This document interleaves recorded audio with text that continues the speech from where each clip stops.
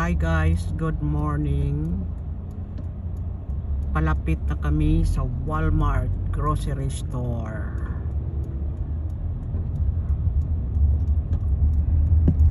Papakita ko sa inyo mga guys kung ano ang nasa loob ng Walmart. Ang Walmart kasi sa Amerika ay mabinta. Marami silang mga products, lahat-lahat nandyan, from grocery to jewelry, clothes, shoes, lahat ay nandyan sa Walmart.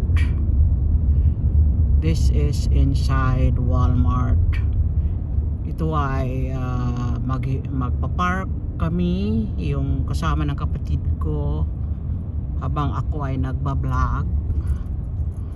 At dito na kami sa parking area ng Walmart.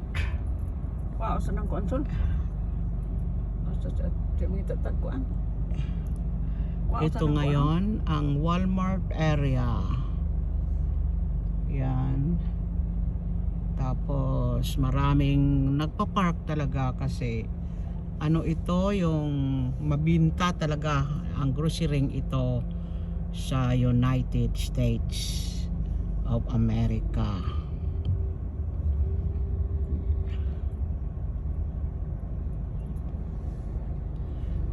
Yan, ipapakita ko sa inyo ang loob ng Walmart mga guys. Tapos binubuksan ko na ang kotse. Tapos dadalhin ko ang aking jacket kasi sa loob ay malamig guys. Yan, bumaba na ako kasi nandito nakapark na ang kotse ang sumakay na ako sa aking kapatid ngayon. Yan, ito ang parking area ng Walmart. Yan. Ito. Pasok na tayo sa loob kasi parang mainit ngayon. Parang hindi ko kaya ang yung parang mainit na mainit talaga. Ito ang surrounding the parking area in Walmart. Marami siyang marami siyang mga kotse. Nandoon ito sa loob ang mga tao nagbibili ng mga gamit sa kanilang mga personal needs. Tara na mga guys. Samahan niyo ako mga guys. Kumukuha na siya ng yung Truly, yung kapatid ko. Ito ang aking buhay kung mag-grocery store dito sa Amerika. So kaya papakita ko sa inyo kung ano talagang ang aking buhay na wala pa, hindi na nagtatrabaho muna, nag ng mga online application dito. Nahirapan ako paggawa kasi ako lang mag-isa ang nagba-vlog nito mga guys. Wala akong katulong sa paggagawa. Nandoon na ang aking kapatid, malayo na siya mga guys.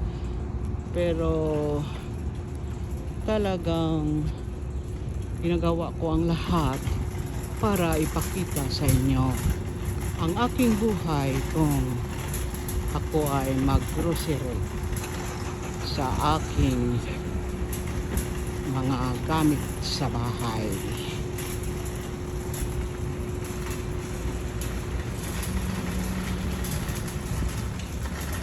Init-init talaga sa labas, kaya nahirapan ako maglalakad.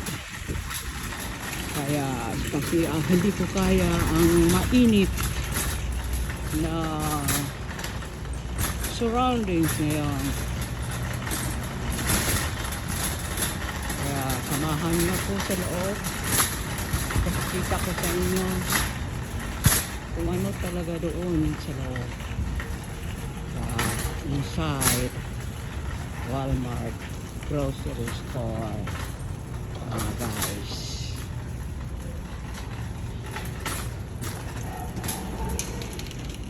Ito guys. Kasama na ang aking kapatid. Malayo na siya. Nandito kami sa loob. Mabuti na lang malamig-lamig. Hindi na ako nakasasabi kasi sa loob na ako na Walmart.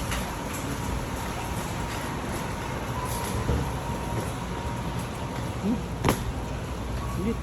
Init. So, ang drama.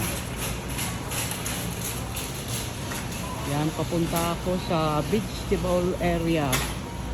At siya mga fruits. Ito ang mga product ng agriculture ng Amerika. Dami talaga. Mayroon silang lemon. Tsaka orange fruit. Galing ito ng California mga guys. Yan, mayroon din silang ano yan, yung onion bulbs. Ang laki-laki talaga dito ang mga tanim. Kung sila ay mag-harvest na, yan ang kagandahan dito sa agriculture ng Amerika. Nagtataka ako sa atin, ang Pilipinas ay maliit man ang mga bunga. Dito mayroon din silang organic. Dami talaga ditong talagang binigyan ito ng importansya. Maliban sa healthcare sa Amerika, itong mga corn cobs, yan dami talaga mga guys.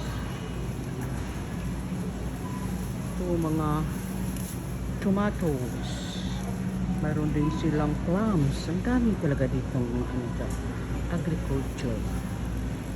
Sabi ko, maganda talaga titirhan ang Amerika kasi marami talaga silang produkto na hindi mo akalain na malaki ang mga fruits nila. Parang parang mabighani. Meron din sila ditong mga tinda na grapes. Tingnan ko kung ano ba ito, yung parang matamis pa. Hindi naman nakakapas guys. Mahirap na favorite ko itong yung grapes na ito. Saan kaya galing ito? Yan, sarap-sarap. Bili ko ito. Mayroon din silang mga mga cherry. Nagtataka ako. Maganda talaga ang agricultural land dito sa Amerika. Mayroon silang mga cherry. Sweet talaga ang cherry na ito. Yan, presko na presko.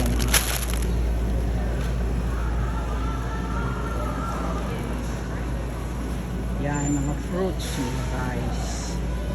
Wow, kalaki-laki talaga. Meron din silang papaya. Ito ang favorite ko guys. Paano ito sa mga tae, mga constipation. Masarap ito guys. Tignan ko, bibili ako guys. Ito ang ko, gusto kong bibilhin mga guys. Nagkilaki talaga. Meron din silang mga oranges. Wow, galing ito ng California. $8.96 a pound for lahat, isang sako. $8.96. Yan, isang sako ito. Ang laki-laki ng sako. $8.96 lang, pero tingnan mo, kalaki-laki. Sus nako, ang sarap-sarap talaga dito. Ito ang gusto ko. Bibilhin ko yan guys. Yan, bihira lang ako makakita ng ganitong fruits na ito sa Pilipinas. Swerte talaga kung makapunta dito ang yung mga tao dito kasi ang mga farmers dito ay magaling talaga. Magaling magtatanim.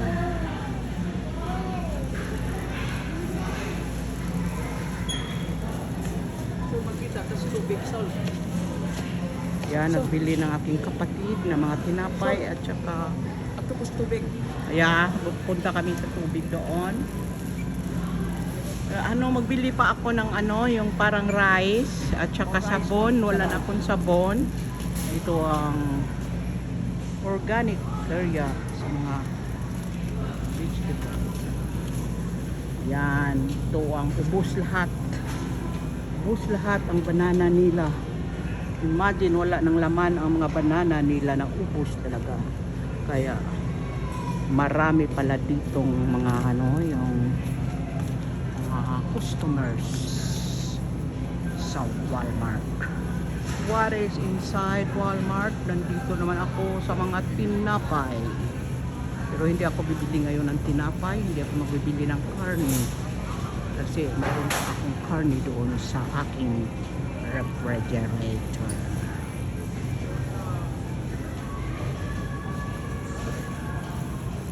Yan, pasok ako doon sa loob, bibili ako ng bigas. Nandoon yan sa A11 mga guys. A11.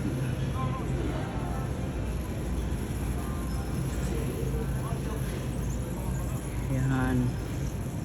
Yan, ito, maraming dilata dito. Yan. Canned fruit. Yan.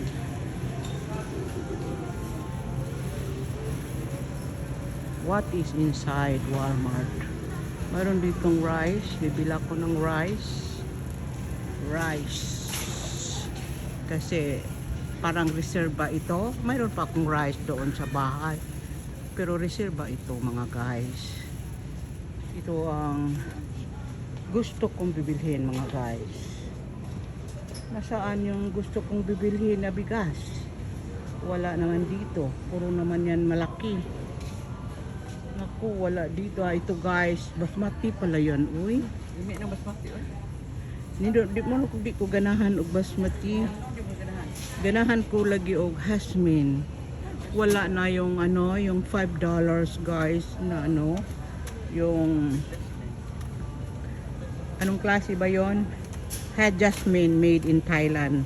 Great value. Mura-murahin lang yon. Kaya ito na lang ang bibilhin ko. Hindi ko nakita kasi ito ay 684. Mahal-mahal konti. Ito na lang.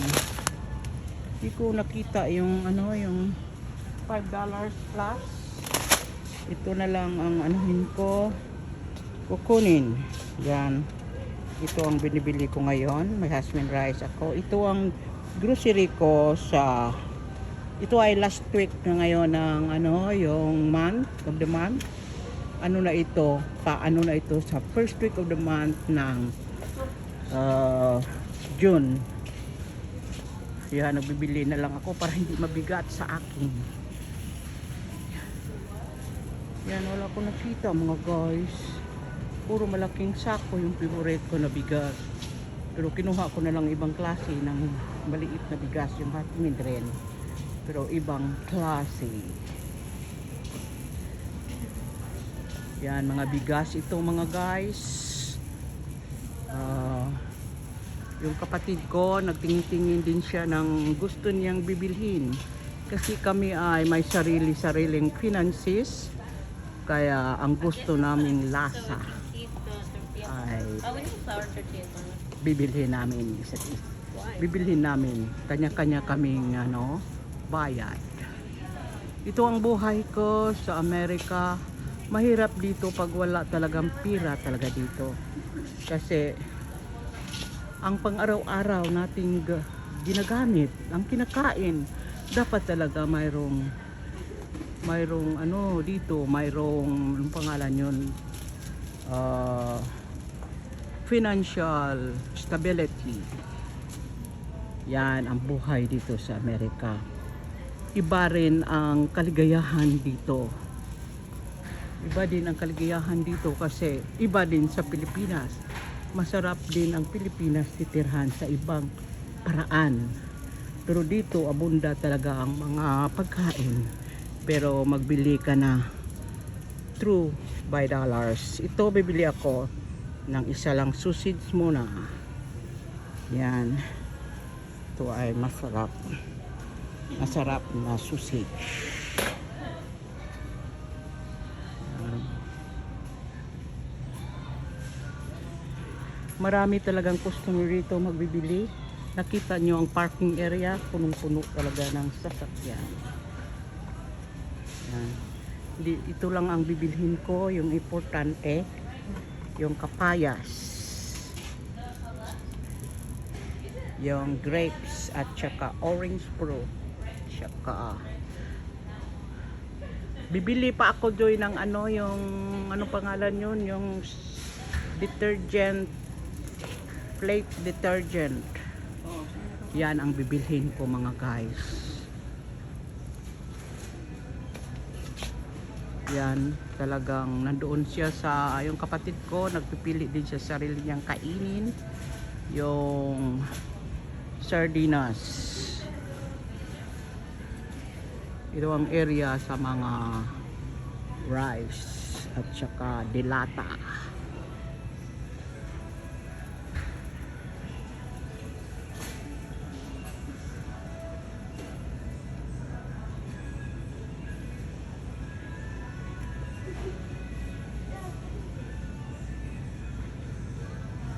Parang masarap itong luncheon meat, pero ano lang siya, yung nasa mataas, hindi ako makaabot mga guys, hindi nila ako bibili. Mataas, ano, akong height ko lang ay 4 feet and 11 inches mga guys. Hindi ako makaabot doon sa pinakadulo, pinakataas ng sulok ng ano, yung lalagyan ng canned goods nila na favorito ko. Sa sunod na lang pagbalik, yung God willing, naghintay ako kasi yung kapatid ko hindi kasi nagbibili. Tingin-tinginan mo na siya. Yan. Kasi pag ihinto ko itong ano, yung ano ba ito, yung vlog ko, ito ay hindi na mag-rewind. Kaya parang tuloy-tuloy ito. Ano ko, yung pagbablog. Ito, pupunta naman ako ngayon sa detergent. Mayroon palang tea dito. Mag-ano ako ng tea. Din dito sa A16 ang tea. Bibili ako ng tea. Hahanap daw ako ng yung healthy na tea bags. Ang pipiliin ko ngayon. Punta na ako. Ito ang tea bags. Tea bags. Yan. Section ng mga tea bags. Bili ako sa dulo ng walang hanggan. Biro-biro lang kaunti mga guys. Kasi para naman mayroon ding ano, yung hindi naman seryoso lahat. Kaya sa sunod na vlog ko kung ano ang mga gagawin pag mag-apply online. Yan, marami. Ito, nandito na ako sa mga tea. Sabi nila daw yung hibiscus tea. Masarap daw itong hibiscus tea. Kaya maghanap ako ng hibiscus tea. Kung mayroon ba siya. Liberty peppermint, ito perfect peach, vanilla, wala mang hibiscus. Yung hibiscus para ay ano, yung tea, yung gumamila sa atin. Yan.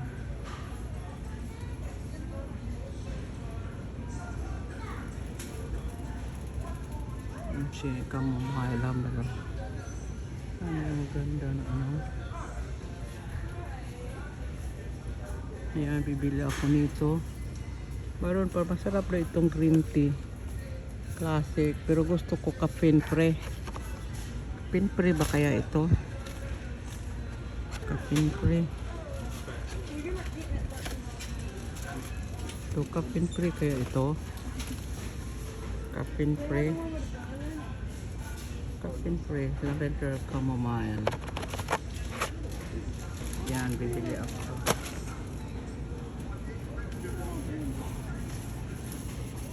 Yan, papunta ako sa ano, yung ano ba yun? Yung detergent area.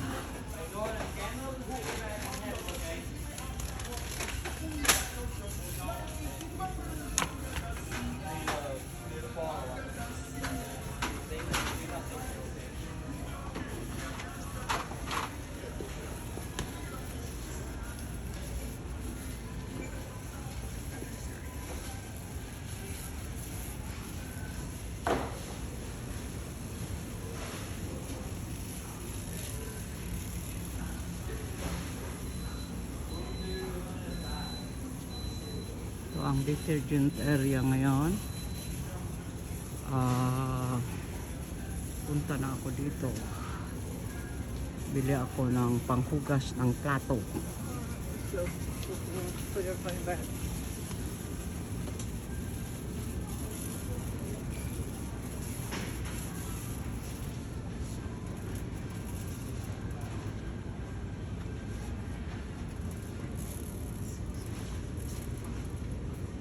Hugas ng plato. Ito maganda ito.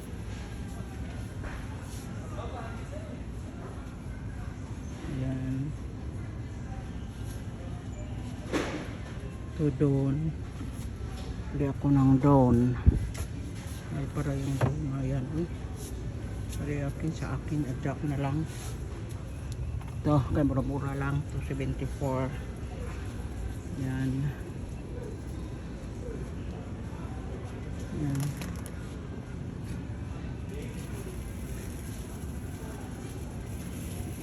Yan, punta ako sa mga tubig, water area.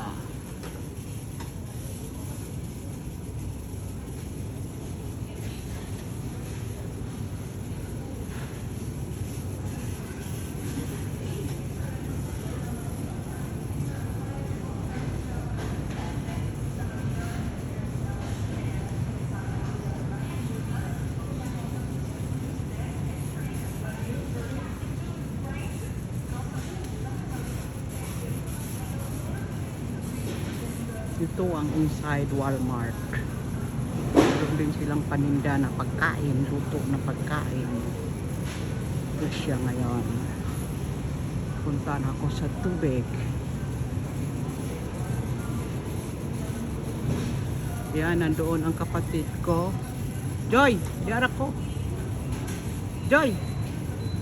Watak ko pa akong tubig. Kukuha ako ng tubig. Sa ano dulo ng ano yung lalagyan ng tubig. Guys, wala na akong tubig kasi bibili ako ng tubig na inumin ko. Water.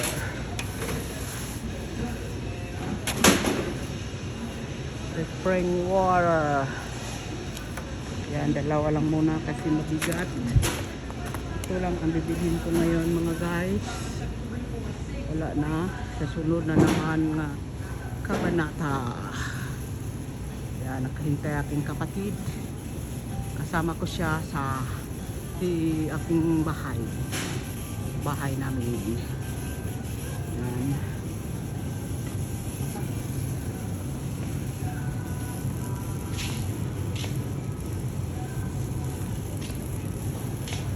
Mag-closing na ako ngayon kasi papunta na kami ngayon sa cashier area mga guys. Ito ang mga frozen area, mga pangalan yun, mga frozen area, mga itlog.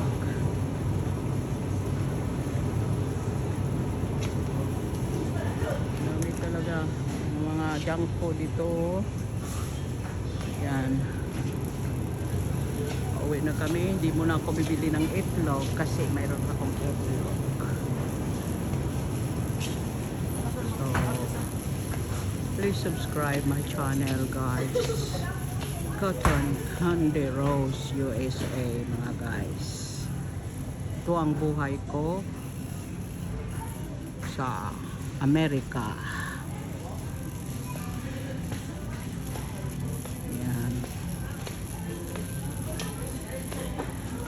Marami ding tao dito nagbibili. Taman?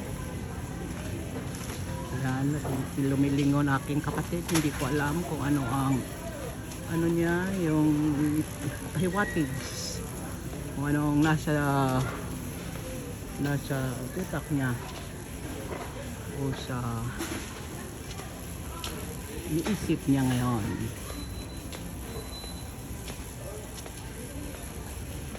Thank you guys for following my channel. See you next time again guys.